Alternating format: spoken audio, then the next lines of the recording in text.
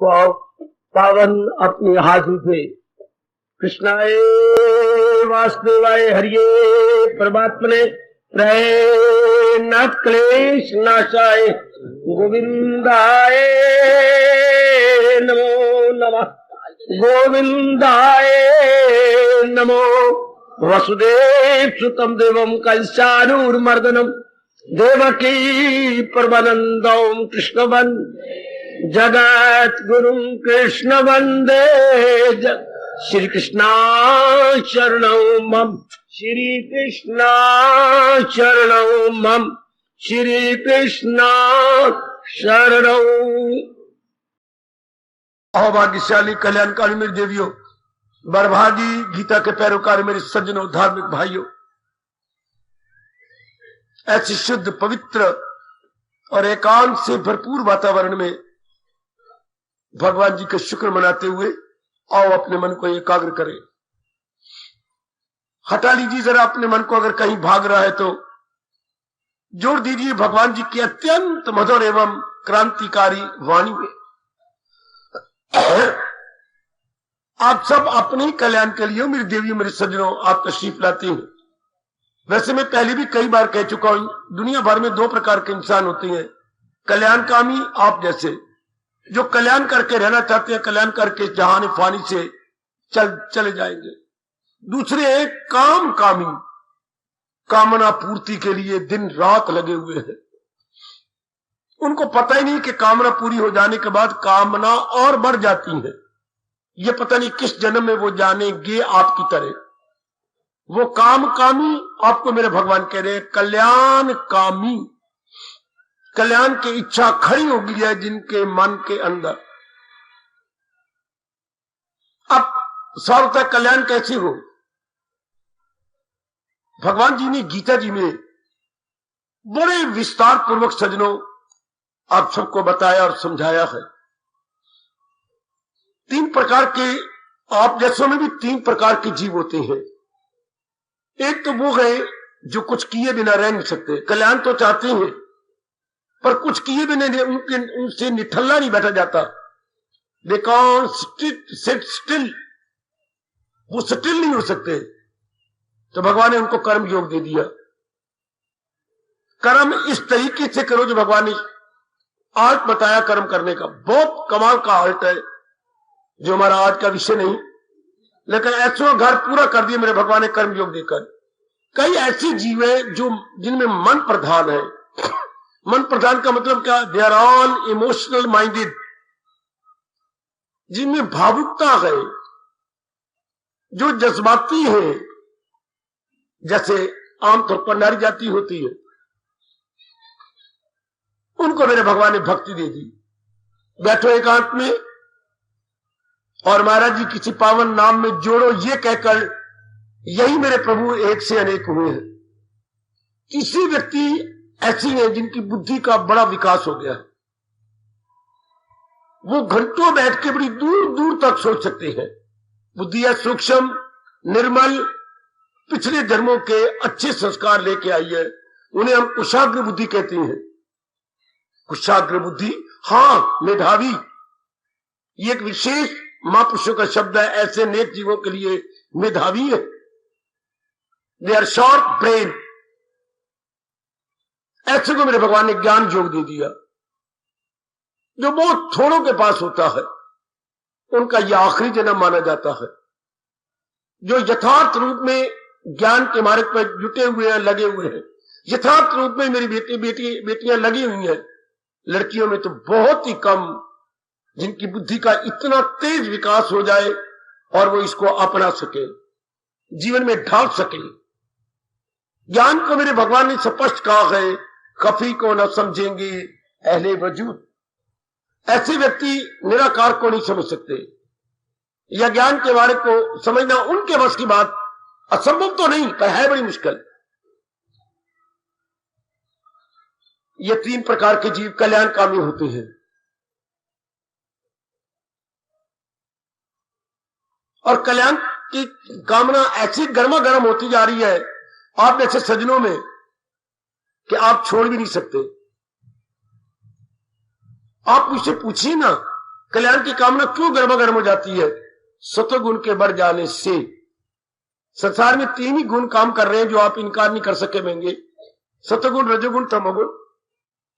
3 ही गुण हर एक जगह है, पर एक गुण की प्रधानता है। हमारे में भी 3 गुण है, पर प्रधानता एक गुण की है, सतोगुण। संसारी आदमी, मेरी देवियों, मेरे सज्जनों, आपने 14वें अध्याय के अनुसार देखा, रजोगुण की प्रधानता होती है संसारियों में। उनकी दिन ब दिन क्या बढ़ेगी? कामना, वासना, ममता, स्नेह, अच्छा अटैचमेंट, आई मीन टू से, अच्छा अफेक्शंस, ये दिन ब दिन बढ़ते जाएंगे और उनको गला के रख देंगे। आहा, ममता उसी तरह काम कर जाती है इस इंसान के लिए जैसे तेजाब काम कर जाता है आपके शरीर के लिए। साड़ के रख देते हैं तेजाब या एसिड, इस तरह ममता धीरे धीरे करके जला के रख देती है जीव को। क्यों? क्योंकि ममता से वासनाएं बढ़ जाती हैं, कामनाएं बढ़ जाती हैं, और सबसे ज्यादा राग और द्वेष बढ़ जाता है। बिल्कुल वो असर जो है शरीर को खराब कर देता है, और ये ममता आपकी बुद्धि और मन को बर्बाद करके रख देती है।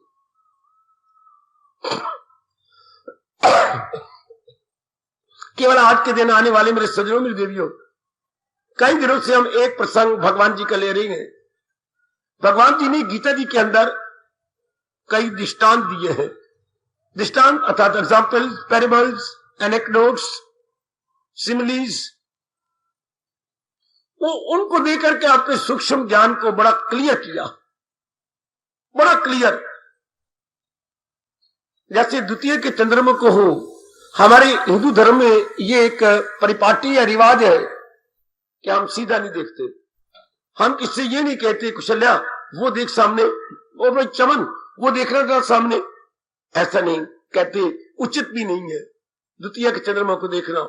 लेकिन पुण्य भी बड़ा होता है, प्रणाम करना चाहते हैं, आपने प्रणाम कर लिया चमन से। चमन आप देख रही हैं ये द्वितीय चंद्रमा कितना अच्छा निकला हुआ है? नहीं, मुझे तो नजर नहीं आ रहा। वो पीपल का वृक्ष दिखाई देता सामने, हाँ, उसके सब के चोटी पर कौन बैठा है? ये लाली है, कोई पक्षी लाली वो बैठी हुई है।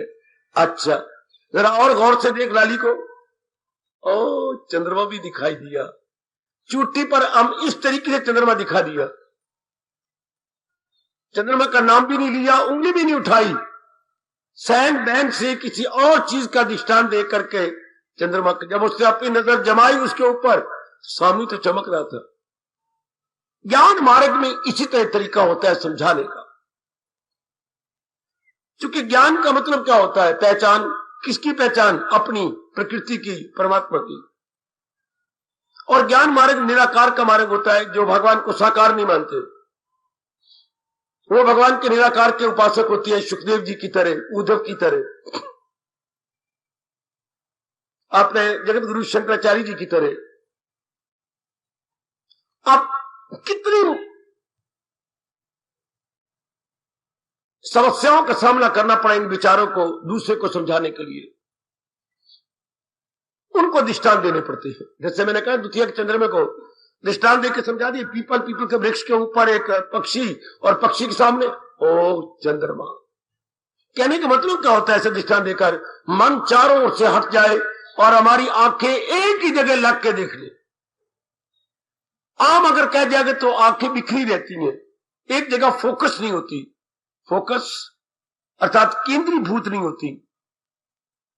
अच्छा, अब आप देखने के भी शौक रखती हैं तो सैंड बैंड से दिखा दिया गया, शाबाश। इसलिए हमारे महापुरुषों ने ज्ञान मार्ग को क्या कहा? गूंगी का गुड़।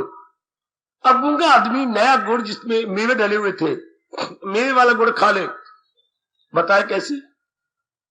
उसकी फैकल्टी तो है नहीं एक्सप्रेस करने की। तो मेरे देवियों क्या करेगा? सैंड बैंड से कुछ बगले मारेगा, कुछ आंखें दिखाएगा, समझ आएगी बहुत अच्छा लगा, अपना चेहरा ऐसा बनाएगा बहुत अच्छे, समझा देगा। क्या? Not by speaking but by actions. Very good. ज्ञान मार्ग मेरे सज्जनों, मेरी देवियों, इसी तरह का है। कोई कहे मैं बोल के समझा दूं, असंभव बात है, लेकिन आकर सैन बैन से समझा जाती है, बता जाती है। इसको हमारे महापुरुषों ने कहा जिद ना करो ज्ञान मार्ग को समझने के लिए, क्या बल्कि पहुंचे हो गुरुदेव से उसके सहन पैन समय के अभ्यास करना शुरू कर दो। आमतौर पर आजकल तो ज्ञानी होते नहीं है, होते हैं तो बक बक बहुत करके ज्ञान मार्ग के नीरस कर देते हैं। ज्ञान मार्ग बक बक करने योग नहीं है, समझ के अपनाने योग है, समझ के अपनाने योग है। अब जैसे आम ये ज्ञान मार्ग में कहा जाता है दूल्हा दुल्हन मिल गए फीकी पड़ी बारात। अब कोई कहे कि मुझे ज्ञान की बातें सुनाओ बताओ, ये बताने योग थोड़ी है। आत्म अनुभव ज्ञान की ये कोई पूछे बात। कबीर जी ने कहा, उनका घर पूरा किया कि आत्म ज्ञान की बातें आप जिद करके पूछना चाहती हैं। अरे भाई तो दूल्हा दुल्हन मिल गए फीकी पड़ी बारात। आप शादी के बारे में पिट मरो, आप किसी को समझाओ, नहीं समझा सकते। चल मेरे साथ, वो उस गली में शादी हो रही है। अच्छा, अब वो आंखों से देख लेगा ये दूल्हा ये दुल्हन, ये रस्म रिवाजें होती हैं, हाँ, ये उन्हें पीछे कपड़ा बांध रखा है आपस में, हाँ, बा इनकी आपस में शादी हो जाएगी, हाँ, बा अब दिखा दिया समझ आ गई उसको। वैसे घर में बैठ के क्या समझाए। इसी तरह ये मार्ग क्या होता है, अपनाने वाला होता है ज्ञान का। अब जैसे एक तैराक गया किसी तैराक के पास, लेकिन ये जो नया तैराक था ये अच्छे नहीं तैरना जानता था। पुराने तैराक जो कि 30-40 सालों से दूसरों को सिखा रहा है मास्टर कराता था शहर के अंदर। अब उसे कि मुझे तैरना सिखाओ, मैं 1000 रुपए लूंगा। नहीं, मैं तो 1000 नहीं दूंगा, मैं तो 2000 दूंगा। और पेश की, वाह, 1000 के 2000 लीजिए, मैं जल्दी सीखना चाहता हूं, क्योंकि मैंने एक कंपटीशन में जाना है और इनाम जीतना है। चलो फिर, चलो। अब गए, नदी में कपड़े उतारो, आप मुझे तैरना सिखाओ ना। तैरना आप चलो अंदर, चलो मैं तो मुझे तो पूरा जानते, मैं तो डूब मरूंगा। तो भाई अब चलो, मैं तेरे साथ ही हूं, चलो उतारो कपड़े। कभी उतार क्या करूं, इसके अंदर घुस, तो पहले मुझे तैरना सिखाओ ना। पड़े हुए हो, हाँ, तो अब मैं तो कह रही हूं, मेरा कहना मानो, कपड़े उतारो, चलो उसके अंदर, मैं तेरे साथ हूं, पर आप मुझे पहले सिखाओ ना, क्यों मुझे डुबाना चाहते हो। बड़े नालायक हो तुम, नहीं सीखोगे। कपड़े आप उतारते नहीं, बीच में आप जाते नहीं, तो मैं आपको सिखाऊं कैसे। आप अच्छे हैं, उस्ताद है, पहले मुझे तैरना सिखाते नहीं और मेरे कपड़े उतरवा के अंदर करके मुझे डुबाना चाहते। अब आप ही सोचो, ये तैरना सीख जाएगा। जब तक ये रिस्क लेके उनका कहना मान के अंदर जाए नहीं, तो ये इसको कैसे बताए कि जिस्म को कैसे बराबर रख के और पिछले पैरों को बराबर करके अगला तवाज़ुन बनाते हुए हाथों से अपने जिस्म को उठा करके तैरा जाता। अब कुछ करे तो कर ना, कहते मुझे पहले सिखा दो तैरना, क्यों मुझे डुबाना चाहते हो। तो कहते तू पहले पानी में चलो तो मैं सिखाऊं। वो पानी में जाना नहीं चाहता डर के मारे, हाँ, तो सिखाए कैसी। इस तरह ज्ञानी जो आपस में बड़ी बकवास कर लेते हैं, हाँ, अभ्यास करना नहीं चाहते, मन के ख्यालों से परे हटना नहीं चाहते, हाँ, ज्ञान की बातों पर जबानी जमा खर्च कर करके एक दूसरे को खराब कर देंगे।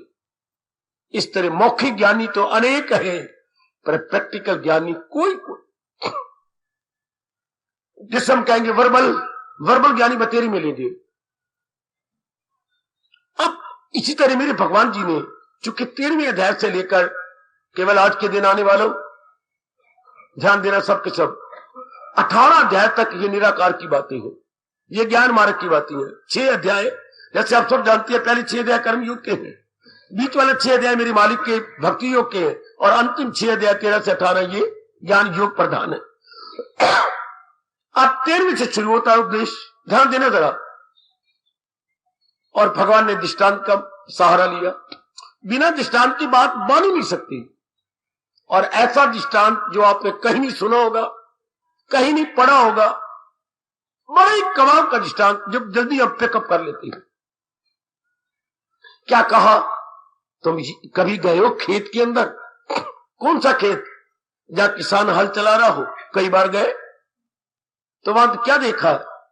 जैसे आप कह रही है सब एकाग्र रहना, मैं कुछ राज की बात भगवान की बता दूं। भगवान ने बड़ा आसान कर दिया ज्ञान मार्ग को, ये कहकर, देखा मेरे मालिक, एक जमीन खाली पड़ी होती है, हाँ, उसमें बहुत से कांटे कूंटे और घास फूस लगा होता है, उसमें एक किसान हल चला रहा होता है, जोर का हल के ऊपर जोर मारता है ताकि हल गहरा जमीन में जाए, उसका फला जो है अगला वो गहरा जाए। ब्लेड बड़ा तेज होता है, धरती को चीर के अंदर जा रहा है। हाँ, तो क्या ये देखा? तो खेत क्या होता है? खेत मेरे मालिक नीचे जमीन होती है। अच्छा, और किसान एक जानदार आदमी होता है जो बैलों को द्वारा जमीन जोत रहा है। तो कितने हुए वहां पर प्रभु? 2, एक खेत एक किसान। हाँ, लो भगवान ने ये दृष्टांत ले लिया। जो हर एक मेरी देवी ने, मेरे सज्जन पुरुषों ने जरूर देखा, कहीं ना कहीं जाने अनजाने में कहीं नजर गई होगी जरूर। इसलिए भगवान कहते हैं ये सारा शरीर एक खेत की तरह है, क्योंकि ये जड़ है ना, और जो सत्ता इसको चला रही है जिसे आत्मा कहते हैं वो किसान है। 13वें अध्याय का शुरू में ही मेरे मालिक ने, आप तो पाठ करती रहती है, ये जिसमें एक खेत की गए मिसाल, बिल्कुल just like a field and that very आत्मा जस्ट लाइक फार्मर। फार्म और फार्मर, वो एक फार्म है, खेत है, और ये फार्मर है, ये उसको चलाने वाला। कमाल कर दिया मेरे प्रभु ने ये कहकर। खेत अपने आप में तो कुछ नहीं कर सकता, कुछ भी नहीं करेगा। अगर धरती सोना उगलती है तो किसान जान मारता है, अपने आप को मिट्टी में मिलाता है। हमारे देश में ये कहावत इस कोने से इस कोने तक बड़ी प्रसिद्ध है, शायद आपने सुनी हो, खेती साइयां सेती। अगर खेती है तो साई जान मारेगा तभी खेती है, वरना कुछ किसी काम की नहीं। खेती ने अपने आप तो कुछ देना नहीं, बार बार हल चलाए, अच्छी खाद डाले, हाँ बाबा, अच्छी फर्म का बीज डाले, फिर उसके टाइम टू टाइम गुड़ाई करवाता रहे, जमीन हल्की होती रहे, और जो अनवांटेड बीच में पौधे निकल रहे हैं वो निकल जाए, क्योंकि वो काफी खुराक धरती की ले जाते हैं अनवांटेड पौधे।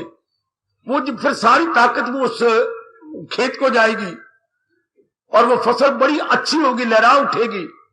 फिर पानी भी टाइम टाइम देता रहे और साथ बाढ़ भी लगा दे, चारों ओर निगरानी भी करता रहे।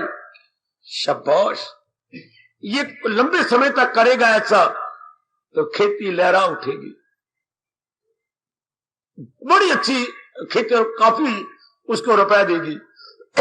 जी बिल्कुल आपके आंखों के सामने आ गई।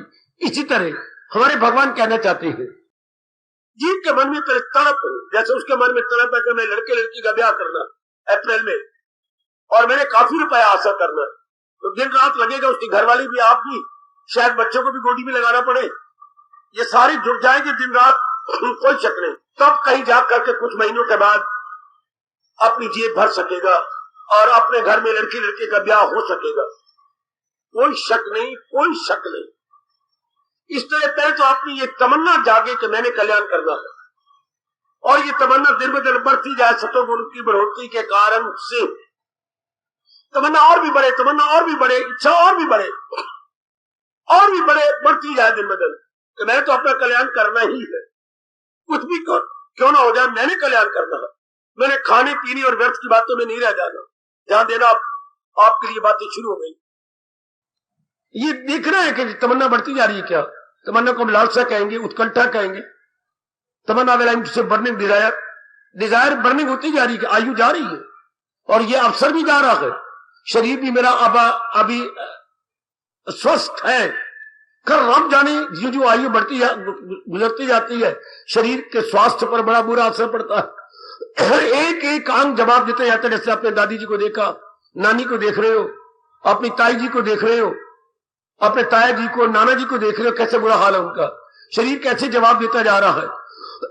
एक एक अंग क्या हो रहा है। वैसे किसी भारतीय कवि ने कहा है, बुढ़ापे ने कैसी मचाई है लूट। बुढ़ापा आया, आंखें कमजोर हो गई, कमजोर, हाँ, कान सुनना कम हो गया, दांत सारे गिर गए, ये लुट पड़ गई, शरीर की ताकत गई। लाठी का सहारा तो है, शरीरों का सहारा गया, हाथ कांपने लग गए। ओए होए ओए होए, क्या बुढ़ापे ने कैसी मचाई है लूट। जैसे लुटेरे किसी के प्रॉपर्टी को लूट लेते हैं। इससे बुढ़ापा के हमारी एक एक अंग की शक्ति को लूट लेता है। चलो बाहर लूटता, पर याददाश्त भी कम हो जाती है, समझ शक्ति, धारणा शक्ति कम, मन ज्यादा विचार भी नहीं कर सकता, अंदर की पाचन शक्ति भी गई, खाया पिया भी हजम नहीं होता, जरा सा कोई लिक्विड ज्यादा ले लो लूज मोशन शुरू हो गई। हाय क्या कहूं क्या ना कहूं। बुढ़ापा जीव को कैसे सिता देता, तंग कर देता। तो इस तरह जब विचार धारा बन जाती है, जीव की साधना तेज जाती है कि शरीर जा रहा, डे बाई डे जा रहा है, तो उसके मन में आगे जब आयु तो गई। जिनका भी जोबन है अर्थात 40 साल से नीचे गए, जितना हो सके ज्यादा साधना कर लीजिए। बाद में ऐसा ना हो अरमान रह जाए, बाद में हालात भी कुछ अजीब बन जाते हैं। आप कमाने की बड़ी शक्ति है, घर वाले कदर भी करते हैं और उस पोस्ट वालों के स्वार्थ पूरे और कदर करेंगे। बाद में इतना कमाया नहीं जाएगा, बेकदरी होनी शुरू हो जाएगी। आप समझते हैं आपकी कदर होती है, असल में आपकी कमाई की कदर है, क्योंकि आपकी कमाई से अनेकों की मुरादें पूरी हो रही है। कोई मेरी बेटी नहीं ये समझे आप मां की कदर है, पत्नी की कदर है, नहीं। जब तक आपके शरीर द्वारा दूसरे की वासनाएं पूरी हो रही है तब आपकी कदर है। सब कदर ही आपकी होती है। अगर कोई मां को पिट रहा है, रो रहा है, ध्यान देना जरा, मां को पिट रहे क्या, और मां रो ही जा रही है, अब हमारी निगरानी कौन करेगा, रोटियां पका के कौन देगा, अब मेरे बच्चे को कौन खिलाएगा, बहू रो पड़ी, अब तो रात को आते थे, अब घर में कौन जागेगा। देखो मां को कोई रो रहा ना, कोई रोवे अम्मा नू, सब रोवन अपने कम्मन। अब मां करके मां मेरी बहुत अच्छी थी, बिल्कुल नहीं मां को रो जा रहा। मां ने जो सुख दिए थे, सुख दे रही थी, सिर्फ उसी को लोग याद करते हैं। भगवान आपके शरीर की सेहत बनाई रखे, जब तक है, हमेशा तो नहीं बनी रहेगी, तब तक कुछ अभ्यास कर लीजिए।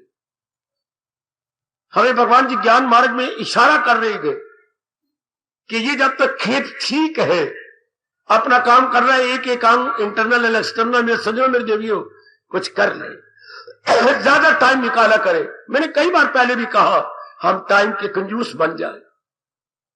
जैसे वो कंजूस धन का होता, धन खर्च नहीं करना चाहता, और तो और जरूरियात जिंदगी में भी नहीं लगाना चाहता। हमें भी अपना टाइम जितना हो सके बचा ले। हम धन के कंजूस तो नहीं है, कंजूस आदमी कभी सत्संग नहीं कर सकते। हमेशा जो खुले दिल वाले, उदार चित्त है, ब्रॉड माइंडेड, लिबरल माइंडेड है, वो सत्संग कर सकते हैं। लेकिन ब्रॉड माइंडेड को क्या करना चाहिए, समय बचाना चाहिए। कई ऐसे दोस्त हैं समय बर्बाद करते हैं, रिश्तेदार है बर्बाद करते हैं। कोई समय आपने लिया, उसमें 10 मिनट भी बात हो सकती है, घंटे भी बात खत्म नहीं हो सकती। आप उनकी आपके लिए वाजिब है, जो आपको एक बात शानदार बता दूं, अपना लेना। आप उनकी बात काटो नहीं, गलत भी बोले तो भी ना काटो। आपको मेरे ऋषि कह के गए हैं, महापुरुष कह गए हैं, क्या उनके हाँ में हाँ मिलाई जाओ। अच्छा जी, बिल्कुल आप ठीक कह रही है, बिल्कुल ठीक, अच्छा, फिर आप हाँ जो मेरे से बनेगा मैं कर दूंगा, चलो बात खत्म। ये कैसे हो सकता है? आप पढ़े, अगर मैं बेवकूफ हूं, ये कैसे बात बन जाएगी? उन दिनों पता नहीं मैं जहां माला में हूं ना, नहीं यार, आपकी बार मुझे काम पड़ा, मुझे इतने साल हो गए। अगर आप पटास करते जाओगे बात बढ़ती जाएगी। हाँ में यहाँ मिलाइए, कल किसने कहा, कल नाम काल दा। अगर हाँ में यहाँ मिलागी तो बात 2 मिनट 10 मिनट लगेंगे। अगर काटते जाओगे मिनते से वाजते करेगा, नहीं देख ऐसे नहीं, नेक भी मिला, ऐसी बात नहीं है। जैसे मैं कैसे कर सकती हूँ, शायद मेरे घर वाले ना आज्ञा दे, मैं हाथ जोड़ती हूँ, आपके बिना मेरे तो कैरियर बर्बाद हो जाएगा। हाँ जो मुझसे बनेगा मैं कर दूं, मैं कसर, शाबाश, बात खत्म। काटते जाओ बात तो वक्त जाए। इसलिए हमें कहा जाता है, जब तक शरीर स्वस्थ है टाइम के कंजूस बन जाओ, टाइम लेकर के एकांत में चलो जितना हो सके। चूंकि जो भगवान जी बात बता रहे हैं, ये किसकी बातें हैं? आत्मा की बातें हैं। कौन सी आत्मा? जो इस शरीर को चला रही है, वो एक डिवाइन पावर है, वो एक दैवी शक्ति है। और जहान में काम क्या हो रहा है? 2 चीजें तो काम कर रही हैं, मैटर एंड एनर्जी। कभी सोचा मेरी बेटी, हमारे शरीर में 2 शक्तियां हैं, एक मैटर की है, एक जड़, और दूसरा चेतन। आप जिधर भी नजर मारोगे ये 2 शक्तियां आपस में घी खिचड़ी की तरह मिली पड़ी है। हाँ, अब हम लोग कौन है जो दूसरी सत्ता आत्मा की ओर ध्यान दे रही है? बहुत जन्म गुजार दिए शरीर के लिए, यानी जड़ के लिए। करोड़ों व्यक्ति, 99% संसार में व्यक्ति, 99% जड़ के लिए जिंदगी काट रहे हैं। इसलिए उन्हें कहा जाता है मादा प्रस्त या मटेरियलिस्टिक पॉइंट ऑफ व्यू सोचते हैं, या वो भौतिकवादी है। थोड़े से आप जैसे व्यक्ति हैं 1% जो कि मैटर को छोड़कर एनर्जी की बातें करती है, जो भगवान की बातें करती है, जो इसको बनाने वाला, इसको चलाने वाले की बातें करती है। बहुत थोड़े जीव, ओ मेरी कल्याणकामी देवियों, बहुत थोड़ी नारियां हैं जो कि दूसरी शक्ति की बातें करें।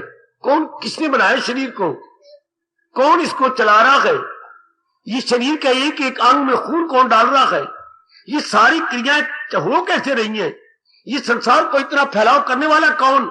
बहुत थोड़े व्यक्ति वो आपस में करते हैं पुर नूर दिल किससे मेरे जिक्र से शाद मसरूर।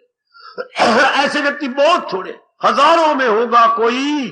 खाल खाल मेरे भगवान ने कहा विरले जीव होते हैं, खाल खाल मैंने मोस्ट रेयर केसेस, जो एकांत में बैठकर परमात्मा की बातें करें।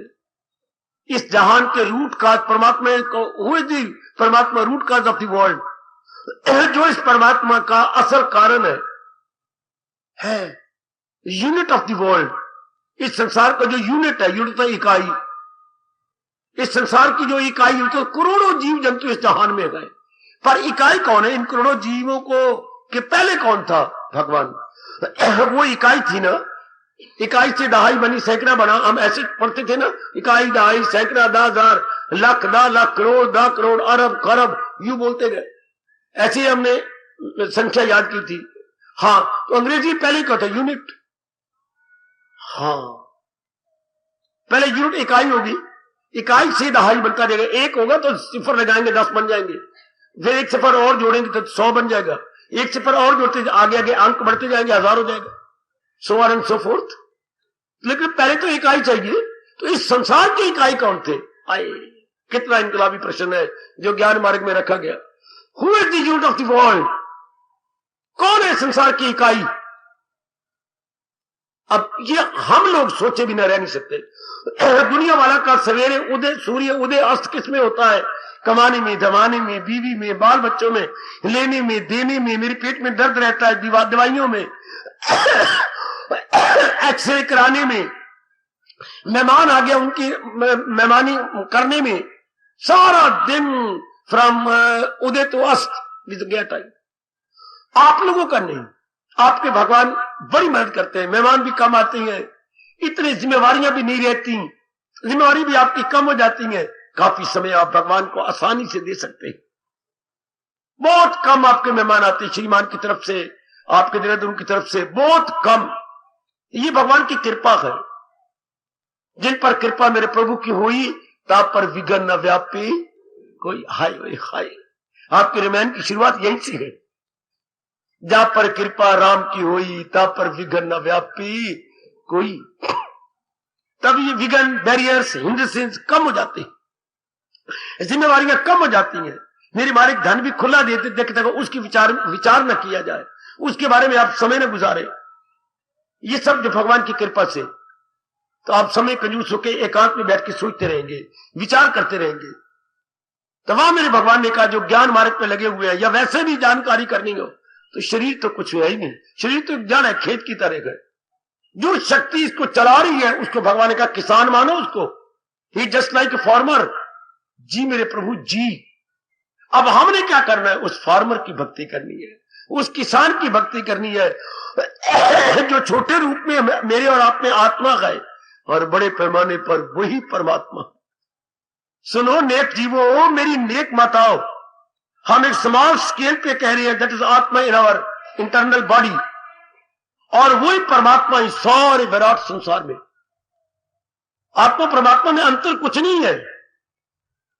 जैसे पानी से भरा हुआ लबल अब टब है, अब टब में सूरज किसका है, गगन का, अपने क्षितिज का, अपने आकाश का, उसी सूरज का प्रतिबिंब उसके अंदर आ रहा है। हाँ, अब उसको हमें क्या, टब का सूरज, वैसे वो सूरज कौन सा है, आकाश का सूरज, वो जिसकी चमक दमक हमारे शरीरों में आ रही है, क्योंकि वो चेतन है, पावर है, इसे वो शरीर चला रहे हैं। पर है कौन सर्वव्यापी मेरी परमात्मा। बाहरी रूप में वो परमात्मा कहलाती है, जबकि अंदर रूप में उन्हीं का अक्स, उन्हीं की छाया मेरे और आप में है। ये दो भ्रुवों के बीच में जहां ध्यान लगाते लगाते पहुंच जाती है, आत्मा कहलाती है। घर में आते हैं पिताजी, तो हम पिताजी कहते हैं ना, हाँ। वो इनको बाहर जब जाते हैं, सारे गली में जाएंगे, बाजार में, शेष जी आ गए, शेष जी राम राम, शेष जी राम राम, अब सारे उनको शेष जी राम राम करते हैं। पर हैं ये कौन? ये वही तो पिताजी है। घर वाले पिताजी बोलती हैं। द सेम पर्सनैलिटी को जब बाजार में जाते हैं तो आपको शेष जी कहलाती है। इस तरह अंदर वही शक्ति को आत्मा कहती है। भगवान ने क्लियर किया, और उसी को सर्वव्यापी रूप में क्या बोलती है? परमात्मा। वो ईश्वर यानी जीवन। 15वां अध्याय। एक तन में दाखिल, एक से जुदा, वाह मेरे मालिक की हुई वाह। ये बातें हम इस धार्मिक स्थान में आके सुनते हैं। धर्मस्थान बनते भी इसलिए थे कि हम लोग जड़ की बातें या ना सुने, चेतन की बातें सुने। जहां चेतन की बातें बताई जाए, चेतन के बारे में समझाया जाए, भगवान, चेतन मीन्स भगवान, उसको हम धर्म स्थान बोलते हैं। जहां चेतन की बातें चले और जड़ की ना चले, उनके लिए एक शब्द आपने कभी सुना? क्या बोलेंगे?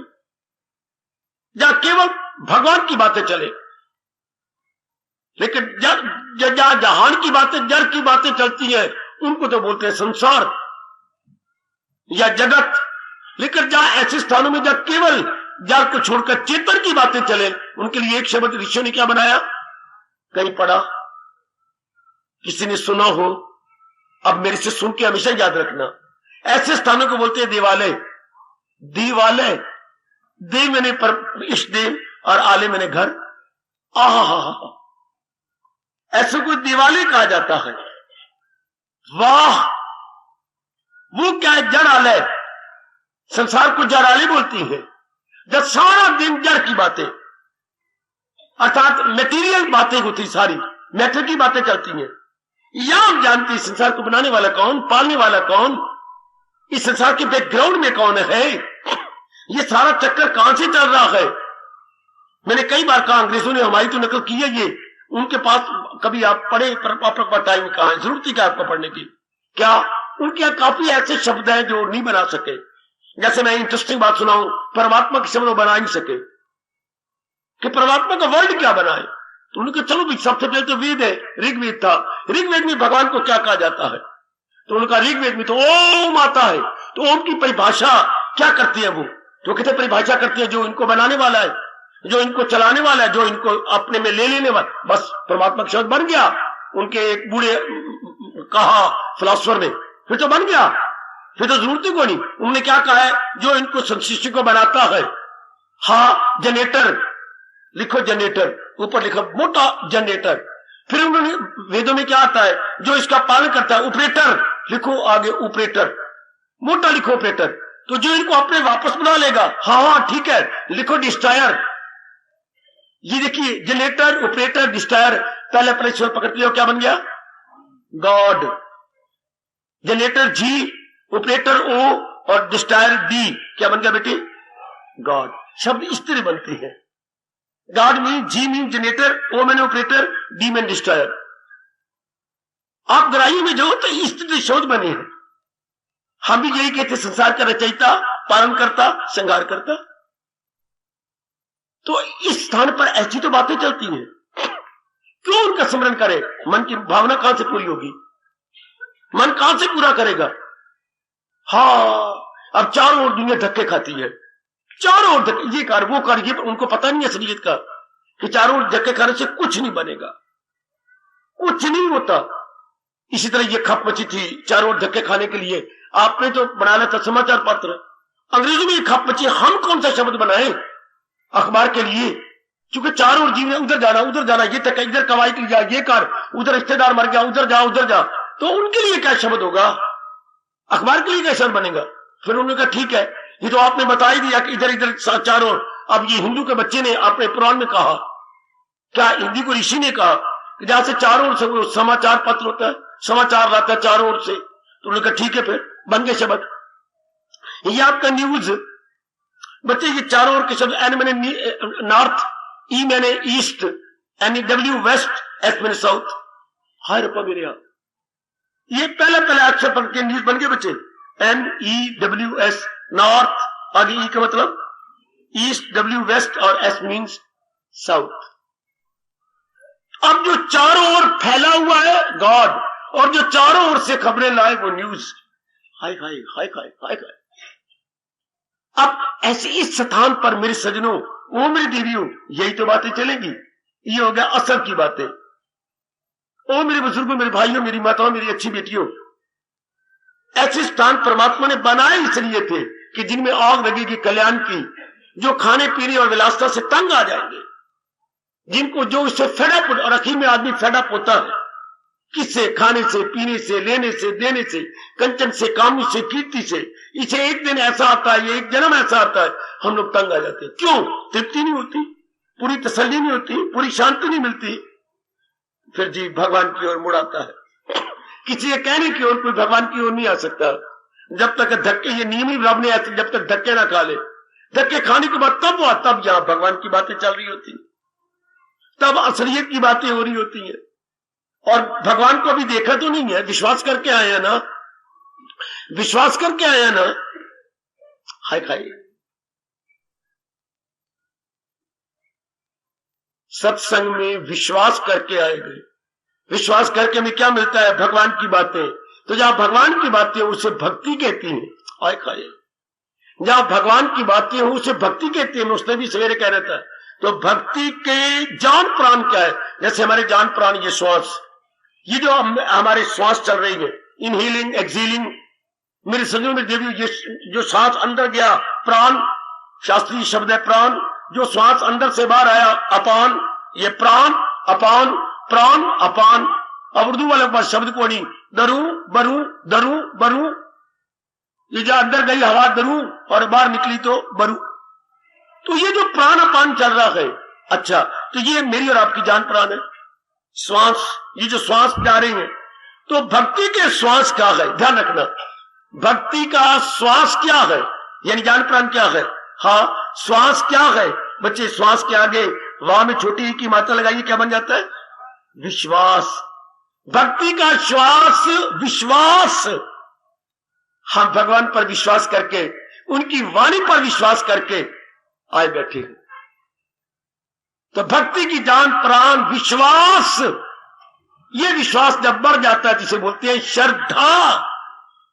अगर किसी को विश्वास नहीं है कि उसमें जैसा बकवास है, कभी नहीं अंदर आएगा, कभी नहीं भगवान की वाणी सुनेगा, कभी नहीं देवालय अर्थात मंदिर में या किसी धर्म स्थान पे जाएगा। धर्म स्थान की जान प्राण विश्वास, भक्ति की जान प्राण विश्वास, ज्ञान की जान प्राण विश्वास। वाह, आप जानते हैं कि नहीं? और विश्वास कब होता है? जब कई जन्म धक्के खाने के बाद कुछ नहीं मिलता इन नाम रूपों से, मेरी देवी, मेरे सजनों, इन कंचन से, कामनी कीर्ति से, तब जाकर के जीव इधर लगता है। विश्वास करके कि नहीं, इसमें कुछ नहीं पड़ा, इना तिला विच अड़िया तेल नहीं, इसमें कुछ नहीं है। अब आप लगे तो किधर? नहीं, मुझे भगवान, अब विश्वास पैदा होता जा रहा है, नहीं मुझे भगवान से मिलेगा। मैंने मिट्टी पा ली, मैंने आजमा लिया, कुछ नहीं मिला। जितना मैं ज्यादा संसार में लगा रहा, मर्ज मरता गया जूजू दवा की। जितना हम संसारी बनते गए उतना जलील होते रहे, खराब होते रहे। अब वो आपका विश्वास भगवान की ओर जमने लगा। यही क्या आपकी भक्ति का श्वास विश्वास? हर पमिरिया, इस श्वास में थोड़ा सा वी लगा दीजिएगा वाह में, तो इस जान प्राण है धर्म स्थान की, अच्छा आपकी साधना की, अच्छा आपकी भक्ति और ज्ञान की जान प्राण विश्वास। यही आपके बाद अंकित करवाया आपकी दीवारों पर, श्रद्धावान लपटे ज्ञान। विश्वास बाल्यावस्था है भक्ति की, और भक्ति की युवावस्था विश्वास ही क्या बन जाती? श्रद्धा। भगवान करे आपका विश्वास बढ़ता रहे। ओ मेरी देवियों, आपके हक में दुआएं कर रहा हूं, प्रभु आपका विश्वास बढ़ा ही रखे। अच्छा, मेरे से पूछा जाए विश्वास कब बढ़ता है भगवान के प्रति? जब भगवान की बातों को अपनाना शुरू कर दे। वैसे आप 2 महीने कर लेंगे, 2 साल विश्वास कर लेंगे, टूट जाएगा, क्योंकि यहां जबर से काम चलता नहीं। यही आप अपनाने हैं, बड़ी मुद्दत से कह रहा हूं आपको। मेरे भगवान की बातें अपना, जैसे मैंने ये दृष्टांत दिया 13वें अध्याय का, ये शरीर एक खेत है और जो इसको चला रहा है उसको किसान कहते हैं। जब हम कहेंगे पिताजी मर गए, पिताजी मर नहीं गए, मां मेरी मर गई, नहीं मरी मां, बड़ा झूठ बोल रही है। मेरे बहन मर गए, मेरी पत्नी मर गई, नहीं मरी। क्या पत्नी के शरीर में से किसान निकल गया? और अगर काटना काट लो मेरे पुत्र, मां के शरीर में से किसान निकल गया। जो शरीर के खेत को चला रहा था वो किसान छोड़ गया। आहा हा हा हा। आपके कृष्ण मौत नहीं मानते, आपके कृष्ण ट्रांसफॉर्मेशन मानते हैं। वो चीज ट्रांसफर हो गई, वो चीज को छोड़ गई। आप ट्रांसफर को हिंदी में बोलते हैं बच्चे, कितना प्यारा शब्द बनाया गवर्नमेंट ने, बोलिए ना ट्रांसफर को आप क्या बोलते हैं? स्थान, ओए स्थान अंतरण बेटे, स्थान अंतरण। तो मेरी मां की धी और बाप के पुत्रों और गुरु के बालों, और हो क्या है, आत्मा क्या करती है? स्थान अंतरण। इसको छोड़ दिया, आयु खत्म हो गई, अंतरण और जगह। हाँ, यूं ही फिर नए तन में होगी मकी, अगर दिल है मजबूत। ये शरीर छोड़ गई। आपकी गीता पर भगवान बड़े नाराज होती है जब आप कहेंगे फला मर गया। मर नहीं गया, उसका किसान उसको छोड़, उस शरीर की किसान छोड़ गया, शरीर किसान उससे निकल गया क्योंकि उसकी आयु खत्म हो गई। इस शरीर से जो उसने अरमान पूरे करने थे कर लिए। क्या गया? इस खेत को किसान छोड़ गया, कहां गया? दूसरे खेत को बाने के लिए, दूसरे खेत को चलाने के लिए। आपने हल स्वागे ओ उस खेत में ले गया। किसान मर नहीं गया, किसान इस खेत को छोड़ के अगले खेत में चला गया। इस तरह इस खेत का किसान चला गया, हाँ, अगले खेत को चलाने के लिए। अगर आप एक आदमी, कितना गजब का दृष्टांत दिया है मेरे मालिक ने। एक आदमी बैठ के, जब तक आप मुझे थोड़ा सा टाइम देती है ना, मैंने उतना ही समझाना है। आप एकांत में बैठ के विचार किया करें कि कोई भी चीज मरती नहीं। ये शरीर, ये फल का बूटा मर गया, मरा नहीं, शक्ति ने इसको छोड़ दिया, अब ये कुमला गया, खत्म हो गया। जहां से किसान निकल जाए, दृष्टांत है ये, किसान निकल जाए, खेत का क्या हाल होगा? खेत रह जाएगा, खेत कुमला जाएगा। इस तरह मेरे सज्जनों, जब ये बात जानी, कितनी महिमा बढ़ गई हमारे मन के अंदर भगवान की, कितनी इंपॉर्टेंस दे दी हमने अपने भगवान को, जो अंतर्यामी कहलाते हैं और वही परमात्मा कहलाते हैं। अब हम दिन रात लग जाएंगे उसको अनुभव करने के लिए। जो भगवान ने गीता में साधन बताए उसको जानकारी कर लेंगे और किसान का अनुभव करेंगे और गदगद हो जाएंगे। किसान तो मेरी अंतर्यामी है, मेरे इनड्वेलर है, वो तो मेरी नियरेस्ट और डियरेस्ट है, नहीं, मेरी जान है, मेरे प्राण है। और वही जान प्राण जो मेरे में, वही पिताजी में, माताजी में, मेरी पत्नी में, मेरे बच्चों में और मेरे गुरुदेव में और मेरे देवी देवताओं में, वही जान प्राण है। फिर हम देवियों के लिए धक्के नहीं खाएंगे, देवताओं के धक्के नहीं खाएंगे, तीर्थों पे धक्के नहीं खाएंगे। भगवान से साधन लेकर के हम खोजी बन जाएंगे कि हाँ, अपने अंदर में जो अपने अंदर खोज कर रहा है उसे साधक कहती है। उसे भगवान का प्यारा बोलते हैं जो अंदर के खोज में लग गया। किसकी खोज में? परमात्मा की खोज में। परमात्मा की खोज की क्यों? पता लग गया कि इन्हीं के कारण से ये सब कुछ है, इन्हीं के कारण से जी। जब ये महत्ता आपने जान ली तो वो तन मन से करता गए भक्ति में, ऐसा जीव भगवान का भक्त बन जाएगा। और वो दिलो जान से, मेरी देवी, कोई सवाल नहीं ही का शी का, कोई सवाल नहीं गृहस्थी और विरक्ति का, कोई सवाल नहीं नगरवासी और वनवासी का, सवाल है लगन का। और लगनता बढ़ती जब हम उसकी महत्ता बढ़ाती है मेरे सज्जनों, मेरी देवियों। अब 13वें अध्याय ने जब दृष्टांत दिया, शरीर एक खेत है और इसके चलाने वाला एक किसान है, तो हमें पता लगता है उस किसान के आधार पर तो खेत चल रहा, तो महत्ता बढ़ गई। तो जब जिसकी महत्ता बढ़ाते हैं हमारा मन उसका प्यारा बन जाता है। हमने बेवकूफी से महत्ता कभी कंचन की बढ़ाई, कामने की बढ़ाई, कीर्ति की बढ़ाई। आपकी नारी जाति की मत मारी हुई है फॉरेन कंट्री के कारण से, आप लव अफेयर चला लेती है, नर की महत्ता बढ़ा लेती है। ये मुझे बड़ा प्यार लगता है, मैं इसके बिना नहीं रह सकती, ये मेरे बिना नहीं रह सकता। ठीक है मेरे बच्चों, क्या होगा? दुख सहेज लोगे। भगवान को तो आपने निकाल ही दिया, शरीरों को महत्ता दे दी, चाहे मां के रूप में, पिता के रूप में, बहन के रूप में, भाई के रूप में, पति के रूप में, पत्नी के रूप में, पुत्र के रूप में, बेटी के रूप में या देवी देवताओं के रूप में। आपने महत्ता बढ़ा दी, दिन रात मन उसकी तरफ चल गया। मर्तबा वाली चाहिए थी अपने भगवान की, जिससे खुदाई हुई, जो सारे जहां पी गए छाई हुई। जो आपको कह रहा है दरूं और बरूं दम में आता हूं मैं, ये चारों ग़िज़ाएं पचाता हूं मैं। मत्ता बढ़ी उधर थी, मत्ता बढ़ा दी अपनी बेवकूफी से जहान की। और नेक जीवों जरा ध्यान देना, 13वां अध्याय आपको बात बढ़ा रहा है, खेत की मत्ता ना बढ़ाओ, खेत किसी काम का नहीं, अगर किसान अपनी जान ना मारे तो तेरा भला हो मेरे प्रभु, आपका भला हो। गोसाई जी ने यहीं से नकल की है 13वें अध्याय से। उनका कभी एक दोहा सुना, मैं सुना देता हूँ, आप नहीं सुना तो कितना अच्छा, यहीं से नकल। और महापुरुष कहां से लेंगे? भगवान की तो फरमान की नकल करेंगे।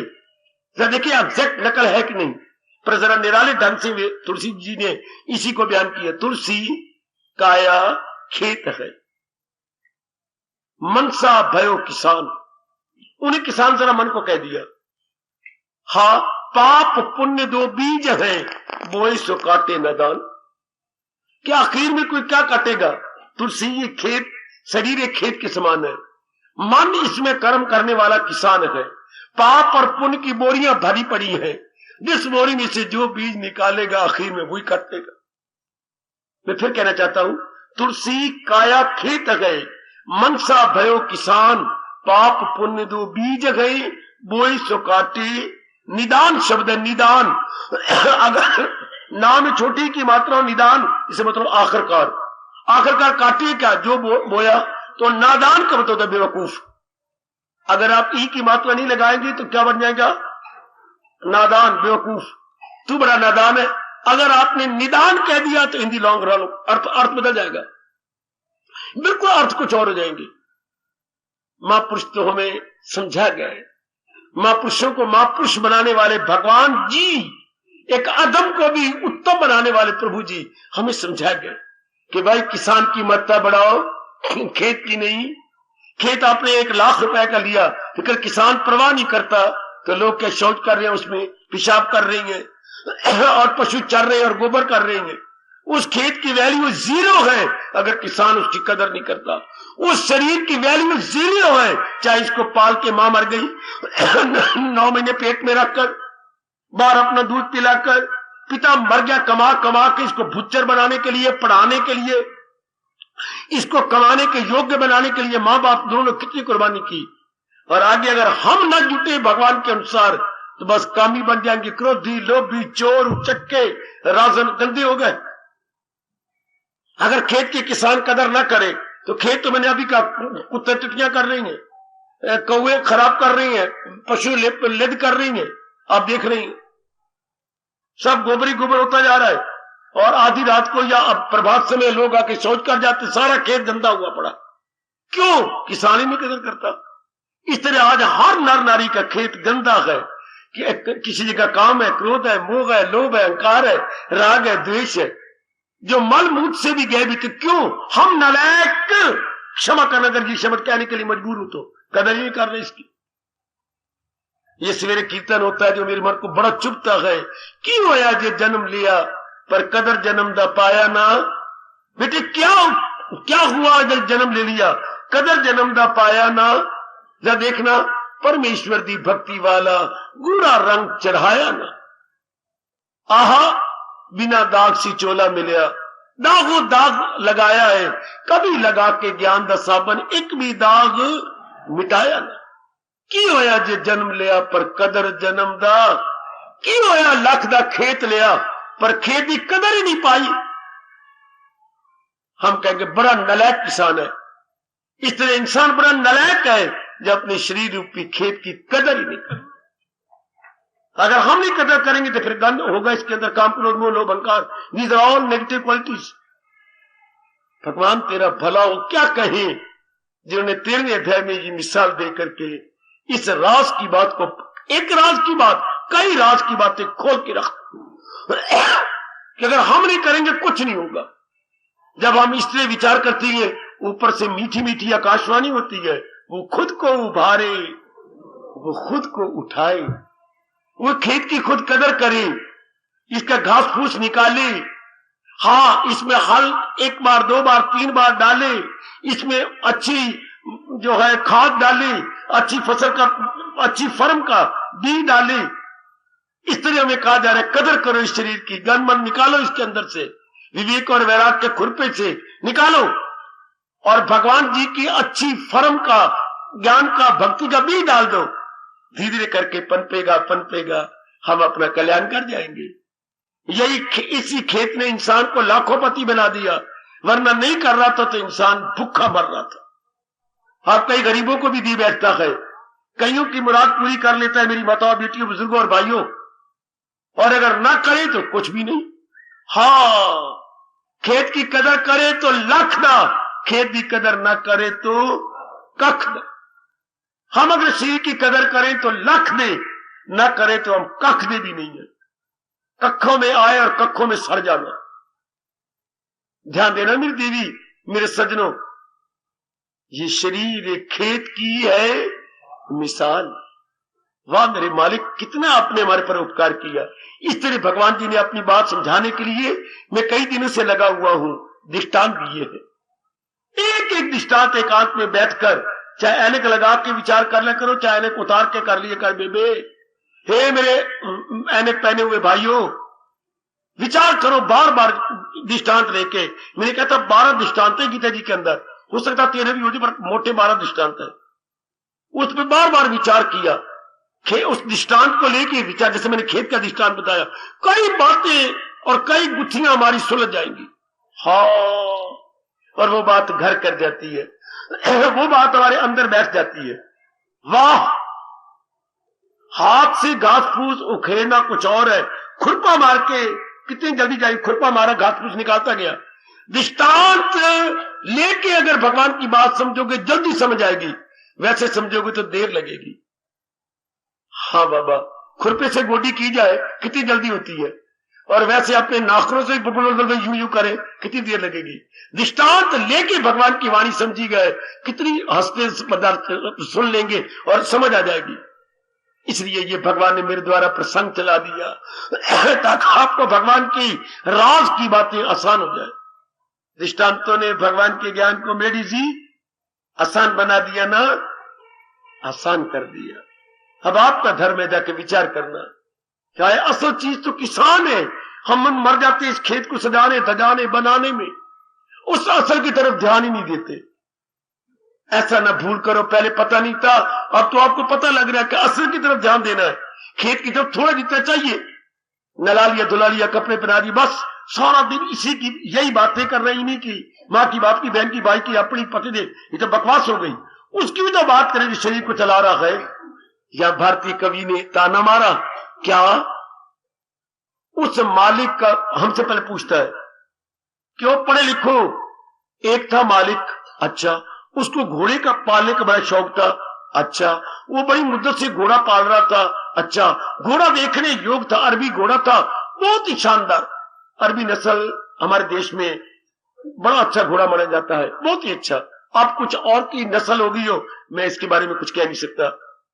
तो वो आमतौर पर मैंने सुना है अरबी घोड़ा, खैर बड़ा सुंदर घोड़ा था, अच्छा, देख देख के खुश होता। और आपको कहते मेरा घोड़ा अच्छा है ना, अगर 10-12 आदमी कहते तो फूल जाता था। अब उसके बारे में कवि कह रहा है, उस मालिक का घोड़ा मरे या जिए है, सवाल निशानी, साइन ऑफ इंटरोगेशन आपसे पूछ रहा है, उस मालिक का घोड़ा मरे या जिए, क्यों ऐसे सवाल क्यों किया। इस मालिक का घोड़ा मरेगा कि जीता रहेगा, क्यों। जो दाना न डाले खरेरा करे, सारा दिन मां का पुत्र लोह खरेरा मारता रहता है, अगे दाने नहीं डालता, चने नहीं डालता। तो आपसे पूछेगा ये घोड़ा मरे या जिए, मरेगा मरेगा मरेगा, दाना नहीं डालते। अब पूरा शेर क्या है, उस मालिक का घोड़ा मरे या जिए जो दाना ना डाले खरेरा करे। खरेरा होता है लोहे का बना होता है, पंजा सा, उसके ऊपर मार मार के उसकी मैल मूल निकाली जाती है, कीड़े कूड़े निकाल दी जाती हैं। घोड़े पाले वाले खरेरा भी मारते हैं ऊपर। अच्छा, हम कहेंगे मरेगा। अब आप हम भी एक हाथ पे बैठ के मन को समझाएं, ये शरीर मरे के जिए, हाँ, जो सजाया करे पर भगवान का भोजन न दिया कर तो मरेगा नहीं। ये जिंदगी कट गई हम इसको सजाते, मेकअप करते हुए, ये करते हुए, लेकिन जो असल चीज है भगवान का भोजन नहीं देते। भगवान का ज्ञान नहीं देते, भगवान की भक्ति नहीं देते। इससे ज्यादा मैं आज क्या बोलूं, मैं इससे ज्यादा क्या समझाऊं मेरी माताओं, मेरी नेक बेटियों। उस मालिक का घोड़ा मरे या जिए, जो दाना न डाले खरीदा करे। ये शरीर मरे या जिए, क्यों? जो सजाती रही पर ज्ञान की बातें न करे, ज्ञान का भोजन इसको न दे, सिर्फ बाहरी रूप में मेकअप करे पर ज्ञान न दे, मरे, बेड़ा गर्क होगा इसका, नाना प्रकार के दुखों में मुब्तला हो जाएगा। सियाने हो, महापुरुष के आगे सियानों को इशारा काफी होता। 13वें अध्याय का दृष्टांत हमें बहुत शिक्षा दे रहा है और भविष्य में बहुत देते रहे। हार्दिक धन्यवाद, हार्दिक आशीर्वाद। अब अपनी शहंशाह की आज आरती बड़े प्रेम और श्रद्धा से उतारे।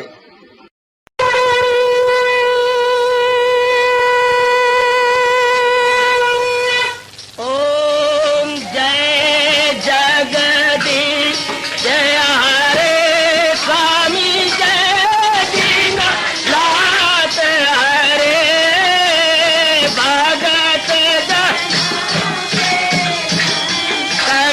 दास जनों के अवगुण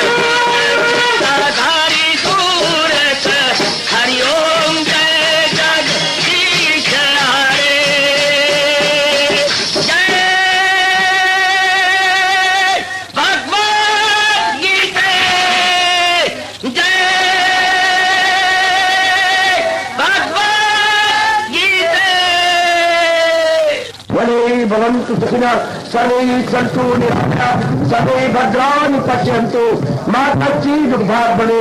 हरिओम शांति शांति शांति ओम प्रभु। इसलिए भगवान कृष्ण की जगत गुरु भगवान कृष्ण महाराज की सफल करना इसलिए हार्दिक धन्यवाद।